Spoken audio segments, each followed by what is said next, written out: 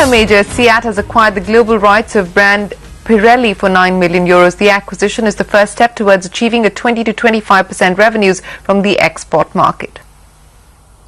We have acquired the rights to own the CEAT brand globally from Pirelli, and that is for an amount of €9 million, and we will now have rights to really sell the CEAT brand all over the world without any restrictions. It particularly has three advantages. One is that we can supply and export to the European and Latin America markets. We can also look at outsourcing in the CEAT brand from outside of India. And the third benefit it has is of strategic importance. If you're looking at investing and growing in the CEAT brand in the longer term, this is our key brand. It is strategically very important for the company to have a non-fractured ownership of the brand. How do you foresee rubber prices going forward? Rubber prices certainly is of a challenge to us. Our margins are under pressure. In the future, very difficult to predict, but we don't see too much respite in the next 3 to 4 months at least in rubber prices. What about margins? What are the levers you have for margin control? Because your margin slipped to 4.3% versus 14.8% last year. Right. I'd say that going forward, yes, margins are under pressure.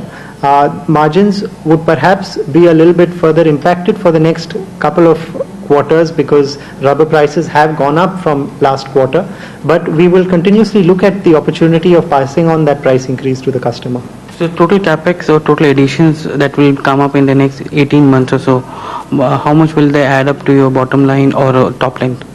On the top line front, it would add about at least 25% to 30% over the next 1 year's time, because a lot of the expansions that we are doing will now come into effect from between now and the next 6 months onwards.